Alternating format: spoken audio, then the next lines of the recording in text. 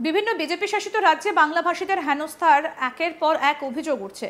অনেক পরিযায়ী শ্রমিক ইতিমধ্যে নিজেদের বাড়িতে ফিরে এসেছেন। এবার তালিকায় যুক্ত আরও প্রায় 100 পরিযায়ী শ্রমিক। হরিয়ানার গুরগাঁও থেকে 100 জন শ্রমিক বাসে করে ফিরলেন বাড়িতে। সোমবার দুপুরে হরিয়ানা থেকে প্রায় 100 জন পরিযায়ী শ্রমিক বাস রিজার্ভ করে ফিরে এলেন দক্ষিণ দিনাজপুরে। ফিরে আসা পরিযায়ী শ্রমিকদের মধ্যে মহিলাদের সংখ্যা ছিল বেশি। জেলার বংশীহারি, গঙ্গারামপুর, কুমারগঞ্জ, হরিরামপুর সহ বেশ কিছু ব্লকের শ্রমিকেরা বুনিয়াদপুরে ফিরে আসেন। সেখান থেকে তারা নিজ নিজ গন্তব্যে রওনা দেন। এদিকে খবর পেয়ে পরিযায়ী শ্রমিকদের সঙ্গে দেখা করেন বুনিয়াদপুর পুরসভার চেয়ারপারসন কমল সরকার। তাদের পাশে থাকার আশ্বাস দিয়েছেন তিনি। দক্ষিণ দিনাজপুর জেলার বিভিন্ন প্রান্তের বহু মানুষ দিল্লি, হরিয়ানা, গুরগাঁও সহ একাধিক রাজ্যে নির্মাণ শ্রমিক, পরিচারিকা, কারখানা কর্মী হিসেবে কাজ করেন। কিন্তু সম্প্রতি সেখানে ভাষাকে কেন্দ্র করে নিরাপত্তাহীনতার চিত্র উঠে আসতে শুরু করে। ফলে বাংলার পরিযায়ী শ্রমিকদের একাংশ এখন ঘরে ফেরাকেই নিরাপদ বলে মনে করছেন।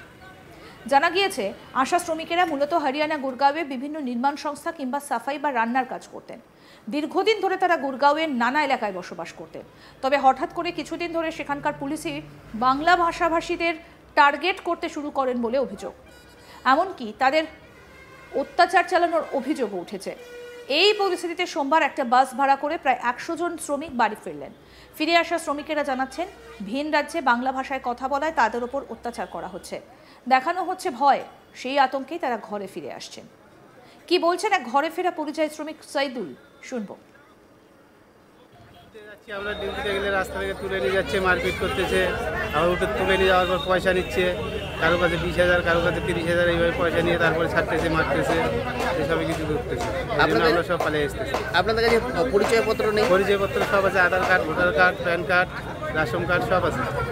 তাও রেশন কার্ড কিচ্ছু দেখে না, এভাবে উঠে নিয়ে যাচ্ছে রাস্তা থেকে, নিয়ে যেয়ে মারধর করতেছে। আপনাদের পরিচিত কাউকে তুলেছে? হ্যাঁ, আমাদের পরিচিত তুলেছে, আমাদের সঙ্গে থাকতেছিল, ওদেরকে 2-3 জনকে তুলে নিয়েছিল। কারো কাছে 20,000 নিচে, কারো কাছে 30,000 নিচে। আপনি কোথা থেকে আসলেন এবং এখন আপনার ঠিকানা কি, কি কাজ করবেন এখানে? এখানে এখন আসলাম, এখন তো কাজ কাম এখানে নেই। গুরগাঁও ছিলাম, গুরগাঁও থেকে আসলাম, এখন কাজ কাম নেই, দেখি কী করা যায়, পরে ভাববো আবার। কিছুদিন আগে রাজ্য সরকারের তৎপরতায় গুজরাট থেকেও রাজ্যে ফিরেছেন 3 জন। জানা গিয়েছিল, গুজরাটের সুরাটে কাজে গিয়ে বাংলাদেশি সন্দেহে হেনস্থার শিকার হতে হয়েছে পিংলার প্রায় 16 জন বাসিন্দাকে। অবশেষে বাড়ি ফিরেছেন 3 জন। ঘরের ছেলেদের ফিরে পেয়ে খুশি পরিবারের সদস্যরা। গুজরাটের সুরাটে একটা কোম্পানির কাজে গিয়েছিলেন 16 জন। অভিযোগ, বাংলাদেশি সন্দেহে পশ্চিম মেদিনীপুর জেলার পিংলা বিধানসভার প্রায় 16 জন পরিযায়ী শ্রমিককে হেনস্থা এবং মারধর করে গুজরাট পুলিশ। এরপর রাজ্য সরকারের দেওয়া হেল্পলাইন নাম্বারে ফোন করে থানা থেকে মুক্তি পান। তবে ভয় আর আতঙ্ক তাদের পিছু ছাড়ছিল না। সেই ভয়ঙ্কর অভিজ্ঞতাকে সঙ্গে নিয়ে অবশেষে বাড়ি ফিরেছেন 3 জন। কি বলছেন পরিযায়ী শ্রমিকেরা? সন্দীপ মাঝি, বুদ্ধদেব বারিক, শুনবো। আমরা ওখানে কাজে পৌঁছেছি ওই রুমে প্রায় 2টোর দিকে। আমাদেরকে রাত্রি 12টার দিকে তুলে নিয়ে যাওয়া হয়, কভার জানলা ভেঙে। ওই পুলিশ তুলে নিয়ে যায়, গুজরাটের পুলিশ তুলে নিয়ে যায়। তো সেখানে নিয়ে আমাদেরকে চার্জ করে, রুম থেকে তোলার সময় আমাদেরকে চার্জ করে তুলে নিয়ে গেছে। বলতে আমাদের বাংলাদেশি বলে তুলে নিয়ে গিয়েছে। তো ওখানে আমাদের আধার কার্ড দেখেছি, তবুও বলছে আমরা বাংলাদেশি। আমাদেরকে কথায় কথায় গালাগাল দিচ্ছে, মারছে। দিয়ে আমাদেরকে রাত্রি 12টার দিকে তারপর দিন ছাড়া হয়েছে। তো এখানে নবান্নে ফোন করা হয়েছিল, আমাদেরকে যে কাজে নিয়েছিল অরূপ জানা, সে নবান্নে ফোন করে আমাদের আধার কার্ড পাঠিয়েছিল। ওখান থেকে জানা যায় যে কিছু হেল্প করা হয়। আমাদের বাড়িতে পুলিশ এসে আমাদের বাড়িতে আমার মা বাবাকে বলে ওইসব তখন যোগাযোগ আমাদের নেই, ফোন নিয়ে নেয়। তো এই পর্যন্ত আমরা বাড়ি ফিরে এসেছি। আমরা বাড়ি ফিরেছি বলতে ওখানে আমাদেরকে ছাড়া হয়েছে, দিয়ে বলছে যে তোমরা বাড়ি যাবে না, থাকবে। আমরা বলছি আমরা বাড়ি চলে যাবো। বলছে বাড়ি চলে যাও, এরপরে ধরলে আমাদের অসুবিধা আছে বলতে আমরা বাড়ি চলে এসেছি। এখন কিছু কিছু লোক ওখানে রয়ে গেছে। তো আমরা পরশুদিন ট্রেনে উঠেছি ভোরবেলাতে, উঠে আজকে বাড়ি এসেছি। খরচ খরচা বাবা মা বহন করেছে। হ্যাঁ, বাবা মা ফোনপেতে পাঠিয়েছিল। এখন বাড়ি খেয়ে খুব খুশি। অনুভূতিটা ছিল, আমাদের তো মারধর করেছে, তারপরেও আমাদেরকে মারধর করতে চাইছে, ভয় লাগছে, টেনশন। এখন বাড়ি ফিরে খুব খুশি। হ্যাঁ, এখন আমি পুরোপুরি টেনশন মুক্ত। কি হয়েছিল, কবে কাজে গিয়েছিলেন, কোথায় গিয়েছিলেন? আমরা শুক্রবার গিয়েছিলাম কাজে। তো ওখানে আমার ডেটটা মনে নেই কখন পৌঁছেছিলাম। তো যাই হোক, ওখানে আমরা বিকালবেলা স্টেশনে নামি। তারপরে রুমে যেতে আমাদের সেখান থেকে সামনে 5 মিনিটের পথ। তো যেতে ওখান থেকে রুমে 6টার সময় ঠিক করে পৌঁছায়। তো স্নান ফান করলাম, খাওয়া দাওয়া করলাম, তারপরে ঘুমিয়ে গেলাম।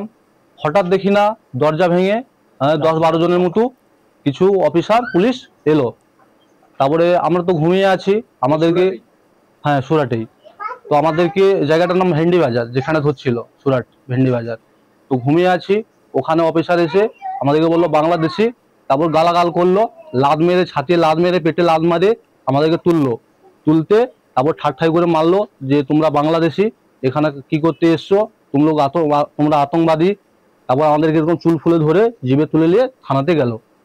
তারপর ওখানে যাওয়ার পর আমাদের সাথে সাইন ফাইন করে আমাদেরকে লকআপে ভরে দিয়েছে। যখন লকআপে ভরে তখন রাত্রি 2টো বেজে যায়।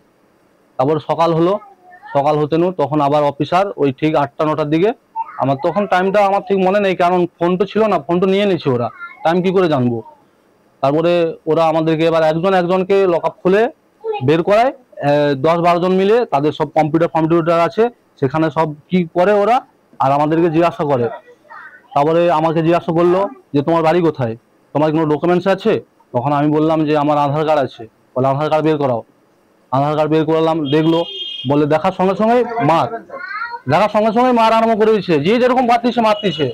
বলে এটা তো ডুপ্লিকেট আধার কার্ড, কলকাতাতে তোমরা ওখানে তো ডুপ্লিকেট আধার কার্ড হয়, ডাইরেক্ট বলতেছে কলকাতাতে ডুপ্লিকেট আধার কার্ড হয়, ওখানে ডুপ্লিকেট আধার কার্ড বানিয়ে তোমরা এসছো, তোমাদের ঘর ওখানে নয়, তোমরা বাংলাদেশি। তারপরে কিছু অফিসার বলে এদের কি হবে নি, এদেরকে ঝুলিয়ে মারতে হবে, তাদের ভাষায় বলতেছে হিন্দিতে। তারপর ওরকম আমাদেরকে অনেক মারধর করে। তারপরে ওই যে গাড়ি যেতে যেতে আমরা যে থানায় ফোন করছিলাম, বাবা মাকে ফোন করছিলাম, ওরা আবার ডকুমেন্টস পাঠায়, সেই ডকুমেন্টস পাঠিয়ে আমরা আসি। তো রাজ্যের যে মুখ্যমন্ত্রী, তাকে অশেষ ধন্যবাদ জানাই, কেন তার দ্বারাই আমরা আসতে পেরেছি। এবার আপনাদের শোনাবো এই বিষয়ে কি বলেছেন পিংলার বিধায়ক অজিত মাইতি।